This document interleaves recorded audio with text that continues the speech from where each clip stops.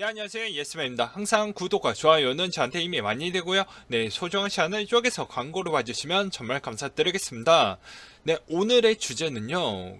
시총이 높은 코인들에 대한 이슈를 꼭꼭 집어가지고 정리를 해보았고요.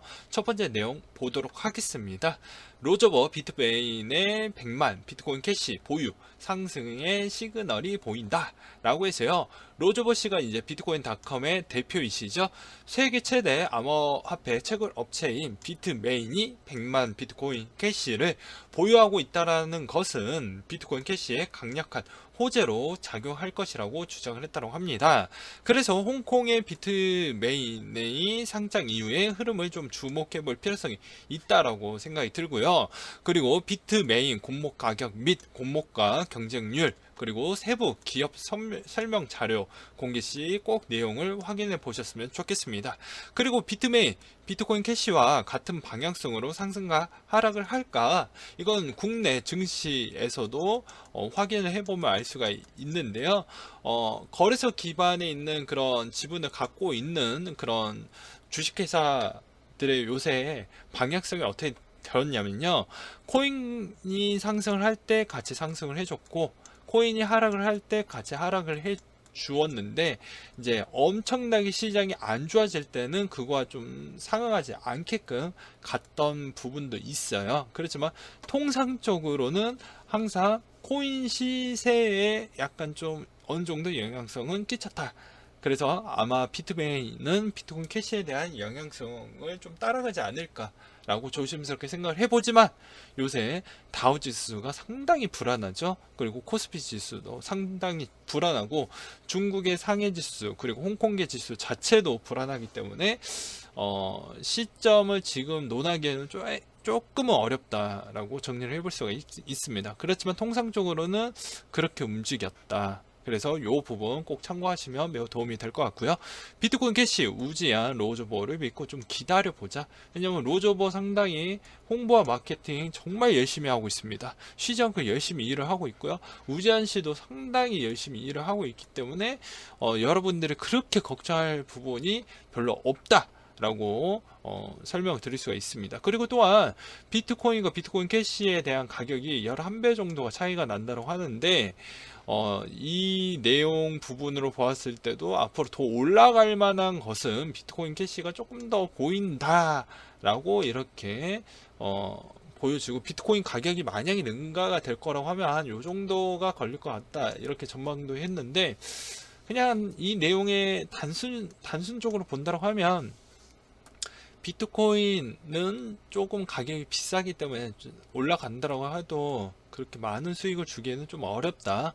그리고 비트코인 캐시가 오히려 더 많은 수익을 더 줄 수 있을 만한 가격대가 매력적이기 때문에 여러분들은 좀 관심을 가져보자 라는 기사적 내용이었거든요. 근데 제가 봐도 비트코인보다는 저는 비트코인 캐시를 조금 더 선호하는 편입니다. 왜냐면 약간의 성향이 공격적인 성향이 좀 들어가져 있기 때문에 그것도 좀 참고하셨으면 좋겠습니다.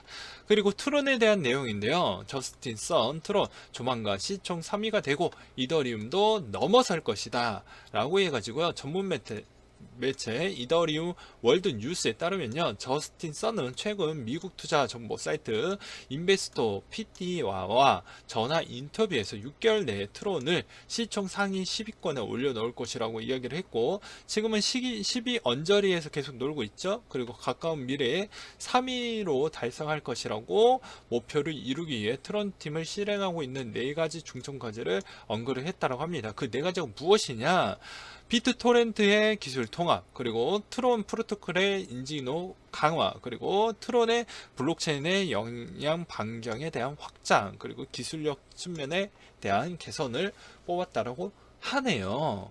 그래서 저스틴성 가격 상승 모멘텀은 항상 진실되었기 때문에 문제가 되지 않을 것 같습니다. 왜냐하면 이때까지 언급했던 대로 한 번쯤은 그런 슈팅이 보여주었기 때문이죠. 그리고 그렇지만 3위까지 올릴 만한 구상도가 미리 머릿속에 있는 것일까?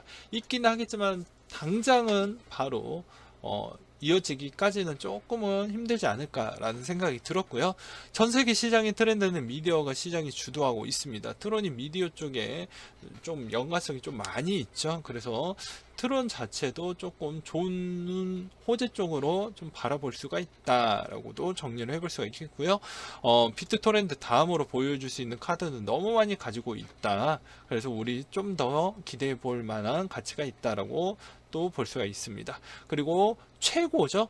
알리바바 제휴가 가능한다라고 하면 3위 정도라고도 볼 수가 있겠습니다. 그래서 일시적으로 요 시점이 지금 검토 중인데 요게 일시적으로 뭐 가능하게끔 또는 진짜 가능하다라고 발표가 나온다고 하면 예, 한 방에 3위까지도 올라갈 수 있는 여점은 남겨져 있다라고 볼 수가 있겠죠.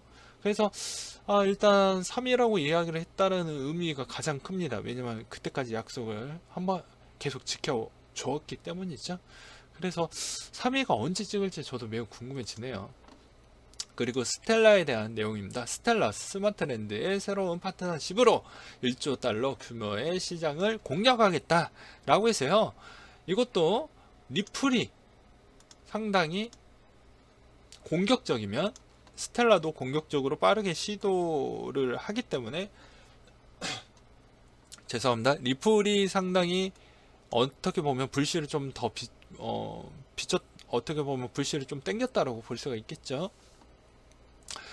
그리고 최근에 IBM과 연합으로 여러 가지를 시도하고 있습니다. 그래서 조만간 스텔라도 그것에 대한 결과값을 조만간 보여줄 것 같고요. 그 결과값은 19년도가 본격적으로 보여줄 것으로 보여집니다. 왜 그러냐면 18년도 12월 달에 번개 네트워크가 실질적으로 돌아가게 된다고 하면 19년도 때 나 어떤 걸 좀 하겠어요 라는 걸가 되겠죠. 왜냐면 속도 기반이 좀 따라줘야지 뭐 결제 수단으로 하기 위해서는 첫째가 속도, 그 다음에 두 번째가 접근성이거든요. 얼만큼 편리하게 사용할 수 있냐가 관건이고 얼만큼 빠르게 결제가 되냐가 관건이 되기 때문에 여러분들도 상식적으로 알고 계시면 매우 도움이 될 것 같습니다. 그리고 콜리어스 인터내셔널 부동산 스텔라 기반 토큰화 하는 것에 스텔라에 어느 정도 영향성을 좀 줄 것 같아요. 그래서 그 다음 호재도 아직 많이 남아져 있기 때문에 좀 관심 좀 가져보자 라고 정리를 해볼 수가 있겠습니다. 그리고 마지막으로 이제 이더리움에 대한 내용인데요. 이제 코인 시총 높은 것 중에 이제 마지막으로 설명하는 것 중에 하나입니다. 코앞으로 다가온 이더리움 하드포크 POS로 전환 본격화하겠다. 본격화하겠다가 포인트인데요. 이제 이더리움에 대한 관심을 좀 많이 가져볼 필요성이 있습니다. 당장은 오르지 않지만 이제 이게 곧 이렇게 될 것이다 라고 하니까 우리는 이때부터 조금씩 모아가는 전략을 가져가는 게 맞거든요. 그래서 여기에서도 보시다시피 이더리움은 총 4단계로 업그레이드를 거쳐서 POW에서 POS 방식으로 전환할 계획이다. 프론티어, 홈스테드, 메트로폴리스, 세레니티 순으로 현재는 메트로폴리스 단계에 있다. 메트로폴리스 단계에서 이더리움 보급을 위해 인프라를 구축하고 세레니티에서 완성된 이더리움 네트워크를 제공한다라는 게 이더리움 재단의 계획이다. 라고 해서 뭐 채굴 보상도 이제 점점 줄이겠다라고 이렇게 써져 있죠. 3m에서 2이더로 다시 줄여놨다. 채굴 방식도 전량 POW에서 일부 POS로 전환이 이루어진다. 그리고 콘스탄티 노플 메인넷 적용은 충분한 테스트가 이루어진 뒤에 계획할 예정이다. 그리고 8개월 뒤에 하드포크 추가 단행한다라는 계획이다. 19년도 6월 정도 여기가 포인트가 되겠죠. 그리고 19년 10월에 채굴 난이도 대폭 상향. 그래서 POW 채굴이 불가능하도록 만들어서 POS 전환을 가속화한다라는 보관이다. 라고 하니 장기적으로 한 이제 모아갈 만한 전략이 딱 나왔죠. 6월, 10월 미뤄져 봐야 19년도 안에는 그래도 어느 정도 액션이 잡혀져 있고 발행량도 이제 더 이상 채굴을 못하게끔 하니까 발행량 제한이 나오니까 이제 그것에 대한 심리적 차원에서 이더리움에 대한 가치가 상당히 높아질 것이다 라는 거를 꼭 기억해 두셨으면 좋겠습니다. 그리고 삼성 화해이 5세대 장비 적진을 뚫어라 라고 해가지고요. 화웨이 5세대 장비 보안의 취약점을 좀 많이 언급을 했는데, 그래서 SKT 같은 경우를 제외를 하면요, KT는 아직 검토 중이고 LG는 거의 쓰겠다라고 일단 이야기가 나오고 있습니다. 왜 그런지는 모르겠어요. 물론 이제 그걸 아주 그냥 개인적으로 파악을 해서 뽑아본다고 하면 돈이죠, 비용이죠. 왜냐, SKT는 돈이 많은데 이 KT와 LG는 돈이 별로 없어요.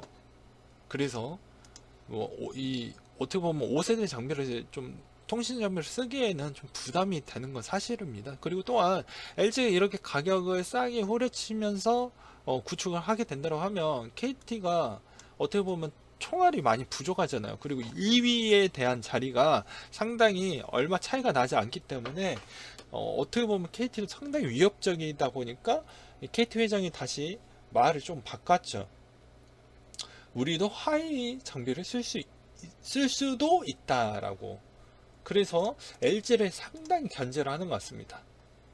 그래서 그 측면도 좀 알고 계시면 도움이 많이 될 것 같고요. 삼성 대비 화웨이 장비가 가격이 저렴하다는 것을 좀 꼬집을 수가 있습니다. 그래서 가격 대비 가성비 때문에 이 통사들이 좀 많이 찾고 있다. 그리고 화웨이 LT 시장이 높은 것은 중국 점유율이 포함이 되어서 그런 것 같다.